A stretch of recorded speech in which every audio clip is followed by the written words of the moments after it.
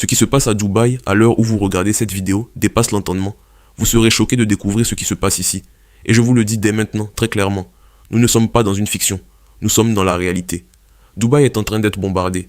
En ce moment même, des drones explosifs tombent du ciel sur cette ville que le monde entier considérait comme un symbole de paix, de luxe et de modernité. Des missiles frappent en plein cœur de la cité. Un hôtel vient d'être touché. Des explosions retentissent là où hier encore des milliers de touristes, d'hommes d'affaires et de familles profitèrent tranquillement de leur vie. Et vous vous posez sûrement la même question que des millions de personnes en ce moment sur la planète. Comment est-ce possible? Pourquoi Dubaï? Et surtout, comment en est-on arrivé là? Je vais tout vous expliquer, du début à la fin, clairement. Parce que pour comprendre ce qui brûle à Dubaï aujourd'hui, il faut d'abord comprendre ce qui a explosé quelques heures plus tôt à l'autre bout du Moyen-Orient. Tout commence avec une déclaration de guerre américaine contre l'Iran. Quelques heures avant les premières explosions à Dubaï, le président américain Donald Trump s'est adressé au monde entier avec un discours qui a immédiatement glacé le sang de tous les observateurs géopolitiques. Il a annoncé, sans détour, que l'armée des États-Unis venait de lancer une opération militaire massive contre l'Iran. Attendez, reprenons depuis le début pour ceux qui ne connaissent pas le contexte. L'Iran, c'est un grand pays du Moyen-Orient, gouverné depuis 1979 par un régime islamiste très autoritaire. À sa tête se trouve un homme qu'on appelle le guide suprême, Ali Khamenei. Ce régime est depuis des décennies considéré comme l'ennemi numéro 1 des États-Unis et d'Israël dans cette région du monde. Les tensions entre ces pays existent depuis plus de 40 ans. Mais ce qui s'est passé aujourd'hui, c'est une toute autre dimension. Parce que là, on ne parle plus de tensions diplomatiques, de sanctions économiques ou de menaces verbales. On parle d'une guerre ouverte, déclarée, avec des missiles qui pleuvent en magnole sur un pays entier. Dans son discours, Trump a justifié cette attaque par une raison très précise, empêcher l'Iran de se doter d'armes nucléaires. Pour ceux qui ne savent pas ce que c'est, une arme nucléaire est l'arme la plus dévastatrice qui existe sur Terre. Une seule bombe de ce type peut raser une ville entière en quelques secondes et tuer des centaines de milliers de personnes. Et selon les renseignements américains et internationaux, l'Iran enrichissait secrètement de l'uranium à des niveaux 10 fois supérieurs à ce que les accords internationaux lui autorisent, très proches des niveaux nécessaires pour construire une bombe. Ce n'est pas une accusation inventée. Les inspecteurs internationaux les ont surpris à plusieurs reprises en train de le faire, en cachette, pendant des années. On ne fait pas une telle chose par erreur ou par accident. Trump a donc lancé ce qu'il a appelé l'opération Midnight Hammer, en frappant simultanément des centaines de sites stratégiques à travers tout l'Iran, des installations militaires, des sites de production de missiles et les centres de commandement du régime. Et cette opération, il ne l'a pas menée seul. Israël a attaqué en simultané, en coordination directe avec les Américains. L'Iran réplique. Et c'est là que Dubaï entre dans l'équation. Quand un pays reçoit des centaines de missiles sur son territoire, il a deux options. Soit il capitule, soit il riposte. Et l'Iran a choisi de riposter, immédiatement, violemment. Mais l'Iran ne peut pas attaquer directement le territoire américain. Les États-Unis sont trop loin, trop bien protégés. Alors l'Iran a choisi de frapper ce qu'il peut atteindre, les bases militaires américaines qui sont installées dans les pays voisins du Golfe Persique. Le Bahreïn, le Koweït, le Qatar. Ces petits pays du Golfe hébergent d'importantes bases militaires américaines. Et l'Iran les a toutes prises pour cible avec ses missiles et ses drones. Mais il y a un endroit qui n'avait pas de base militaire américaine sur son sol, et qui a quand même été touché. Et c'est là que tout devient encore plus grave. Cet endroit, c'est Dubaï. Dubaï fait partie des Émirats Arabes Unis, un pays qui n'est pas en guerre contre l'Iran, qui n'appartient pas à l'OTAN, qui n'a pas d'armée américaine stationnée en ville. C'est une métropole internationale, un hub commercial et touristique où vivent et transitent des millions de personnes de toutes nationalités. Et pourtant, des drones et des missiles iraniens l'ont frappé. Un hôtel a été touché. Des civils se trouvent au milieu de tout ça. Pourquoi? Peut-être pour envoyer un message au monde entier. Si vous abritez des intérêts américains sur votre territoire, même indirectement, vous n'êtes pas à l'abri. C'est une démonstration de force, une intimidation à l'échelle régionale. Et le dirigeant iranien aurait été tué. Au milieu de tout ce chaos, une information d'une gravité absolue commence à circuler. Israël affirme, avec une certitude de 95%, que le guide suprême iranien Ali Khamenei aurait été éliminé lors des premières frappes. Sa résidence aurait été complètement détruite d'après des images satellites. Si cette information se confirme, ce serait l'un des événements les plus significatifs de l'histoire contemporaine du Moyen-Orient. Khamenei dirige l'Iran d'une main de fer depuis 1989. Il est le symbole même du régime islamiste iranien. Sa disparition changerait tout, absolument tout, dans l'équilibre de cette région. Mais soyons prudents. En temps de guerre, les informations circulent vite, trop vite, et pas toujours avec toute la précision nécessaire. Cette nouvelle n'est pas encore officiellement confirmée à 100%. Ce qu'on sait en revanche, c'est que le commandant des gardiens de la révolution, la force militaire d'élite iranienne, aurait lui aussi été éliminé lors des premières frappes israéliennes. Les deux têtes pensantes militaires de l'Iran disparaissent en quelques heures. Le régime est décapité, ou presque. L'Iran coupe Internet et menace d'utiliser des armes secrètes. Dans les minutes qui suivent les premières frappes, l'Iran prend une décision que l'on connaît malheureusement déjà dans ce type de situation. Il coupe complètement Internet sur son territoire. Pourquoi? Parce que dans une guerre moderne, l'information est une arme. En coupant Internet, le régime empêche ses propres citoyens de filmer, de témoigner, de communiquer avec l'extérieur. Il empêche que la réalité de ce qui se passe sur le terrain soit diffusée au monde. Ce n'est pas un hasard. C'est une tactique militaire que l'on a déjà vue en Ukraine, en Birmanie, et que l'Iran avait déjà utilisé lors des manifestations de son peuple ces dernières années. Mais l'histoire ne s'arrête pas là. Dans un communiqué officiel publié peu après, l'Iran prévient que les missiles lancés jusqu'ici n'étaient qu'un avant-goût.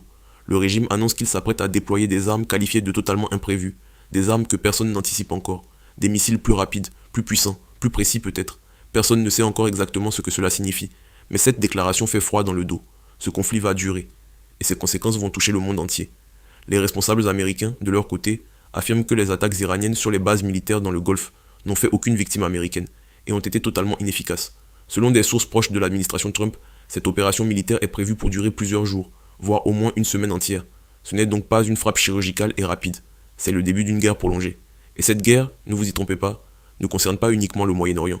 Elle va affecter les prix du pétrole à l'échelle mondiale, ce qui signifie que le prix de l'essence, du transport, de la nourriture, pourrait augmenter partout dans le monde, y compris chez vous. Elle va déstabiliser toute une région qui représente une artère vitale du commerce international. Et elle pose une question géopolitique immense que les experts débattent déjà. Est-ce que la Chine va profiter du chaos pour avancer ses propres pions, notamment vis-à-vis de Taïwan? Ce qui se passe à Dubaï, c'est le symbole de quelque chose de bien plus grand Dubaï qui brûle. Ce n'est pas seulement une ville touchée par des missiles, c'est le signal que cette guerre n'a pas de frontières propres, que personne dans cette région n'est vraiment à l'abri, que des civils innocents, des touristes, des travailleurs, des familles entières se retrouvent pris au piège d'un conflit qu'ils n'ont ni voulu ni déclenché. Ce qui est certain, c'est que le monde que nous connaissions ce matin n'est plus tout à fait le même ce soir. Et les prochaines heures, les prochains jours vont être déterminants. Restez informés, restez prudents. Et si vous avez de la famille ou des proches dans cette région du monde, prenez de leurs nouvelles maintenant. Parce que dans cette histoire, ce sont toujours les citoyens ordinaires qui paient le prix le plus lourd. Mais pourquoi les États-Unis ont-ils vraiment attaqué l'Iran? C'est la question que tout le monde se pose. Et c'est probablement la question la plus importante de toute cette histoire. Parce que dans la géopolitique internationale, rien n'arrive jamais par hasard. Aucun pays ne déclenche une guerre sans avoir calculé, pesé, réfléchi aux conséquences. Et les États-Unis, avec la machine militaire et diplomatique la plus puissante de la planète, ne font pas exception à cette règle. Trump a présenté cette opération comme une nécessité absolue pour protéger le peuple américain contre la menace nucléaire iranienne. Et cette justification n'est pas entièrement fausse. Nous l'avons dit, l'Iran a été surpris à plusieurs reprises en train d'enrichir de l'uranium bien au-delà de ce que les accords internationaux lui autorisent. C'est un fait documenté, vérifié par des inspecteurs indépendants. Ce n'est pas une invention américaine.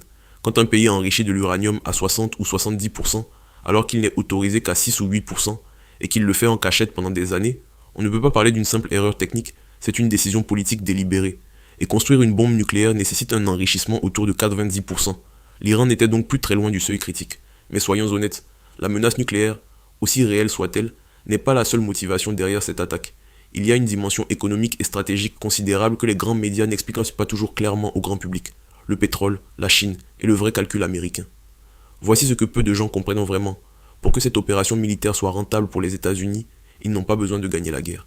Ils n'ont pas besoin de renverser le régime iranien, d'installer un nouveau gouvernement, ou même d'occuper le territoire. Il leur suffit d'une seule chose, déstabiliser suffisamment l'Iran pour couper à la Chine son accès au pétrole iranien bon marché. Expliquons cela simplement. La Chine est aujourd'hui la deuxième puissance économique mondiale, et elle est en train de devenir la première. Pour faire tourner son économie gigantesque, ses usines, ses transports, son armée, la Chine a besoin d'énormes quantités de pétrole. Et l'un de ses principaux fournisseurs, celui qui lui vend ce pétrole à des prix très avantageux, malgré les sanctions internationales, c'est précisément l'Iran. Si l'Iran est déstabilisé, si ses infrastructures pétrolières sont endommagées, ou si le régime est trop affaibli pour honorer ses contrats, la Chine se retrouve avec un problème énergétique majeur. Et pourquoi est-ce important pour les États-Unis? Parce que la Chine est considérée comme la principale menace stratégique américaine pour les prochaines décennies. Et parce que la Chine envisage très sérieusement, selon de nombreux experts, d'envahir Taïwan dans les prochaines années. Taïwan, c'est une île que la Chine revendique comme son territoire et qui est protégée par les États-Unis. Si la Chine se retrouve privée de pétrole iranien bon marché, elle devra recalculer entièrement ses plans d'expansion militaire. Une guerre coûte énormément en énergie. Sans pétrole suffisant et abordable, l'aventure militaire contre Taïwan devient beaucoup plus risquée et coûteuse pour Pékin. Ajoutez à cela le Venezuela. Ce pays d'Amérique du Sud, lui aussi sous pression américaine depuis plusieurs années, est un autre fournisseur important de pétrole pour la Chine.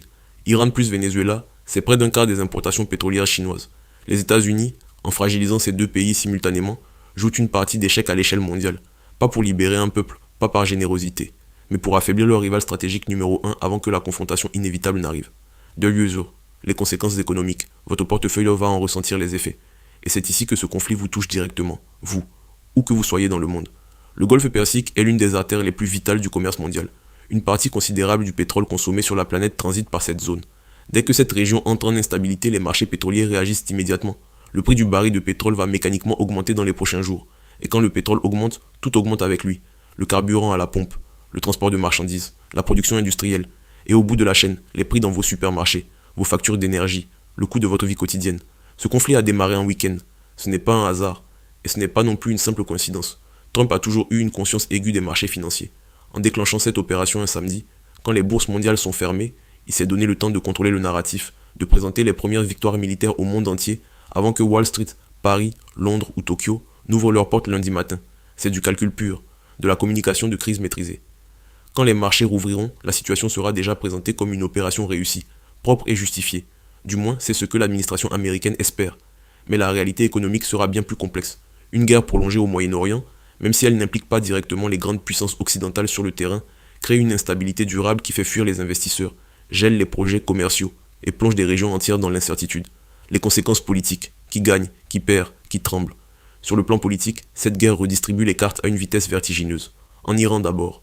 Si la mort de Khamenei se confirme, le régime islamiste se retrouve dans une situation sans précédent depuis sa création en 1979. Qui prend le pouvoir? Comment? Dans quel chaos? Une partie du peuple iranien, celle qui manifestait depuis des mois pour réclamer plus de liberté et en était réprimée brutalement, voit peut-être dans ces événements une opportunité historique.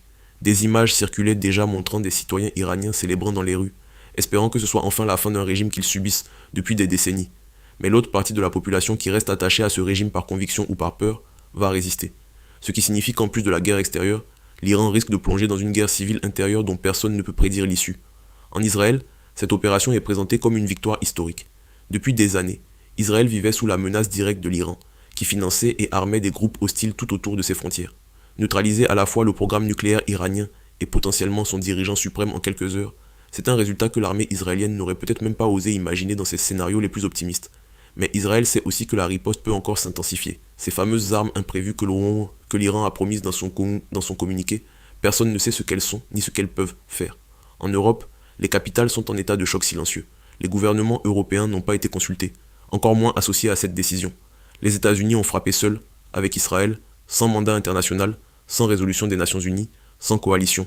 Cela crée une fracture diplomatique profonde avec des alliés européens qui vont devoir se positionner publiquement sur une guerre qu'ils n'ont pas choisie, mais dont ils vont subir les conséquences économiques et migratoires. Et les conséquences migratoires, justement, personne n'en parle encore, mais elles vont être considérables. Un Iran en guerre, potentiellement en guerre civile, c'est des millions de personnes déplacées, des réfugiés qui vont chercher une sortie, une frontière, un bateau, un espoir. L'Europe qui n'a toujours pas résolu la crise migratoire précédente, va se retrouver face à un défi humain d'une ampleur inédite. Et les citoyens dans tout ça, c'est la question que l'on oublie toujours trop vite dans les grands débats géopolitiques. On parle de stratégie, de pétrole, de bombes, de puissance mondiale. Mais derrière chaque missile qui tombe, il y a des êtres humains. Une école dans la province iranienne d'Homsgan a été touchée lors des frappes. L'Iran parle de 50 élèves morts. Le chiffre est difficile à vérifier. Les régimes autoritaires manipulent souvent les chiffres en temps de guerre. Mais même si c'est un seul enfant, un seul, c'est déjà une tragédie que rien ne peut justifier. À Dubaï, des hôtes de palace, des touristes venus du monde entier pour passer quelques jours de rêve, se retrouvent terrés dans des caves, sous des tables, en train d'appeler leurs familles pour dire qu'ils sont encore en vie. Des travailleurs étrangers, des millions de personnes qui avaient fait de cette ville leur foyer, regardent le ciel avec une peur qu'ils n'avaient jamais imaginé ressentir ici. La guerre, quelle que soit sa justification politique ou stratégique, a toujours le même visage quand on regarde dans les yeux ceux qui la subissent. Ce visage, c'est la peur, la perte, le deuil, et l'incompréhension totale de savoir pourquoi leur vie a basculé en quelques heures, par des décisions prises dans des bureaux climatisés, à des milliers de kilomètres de là.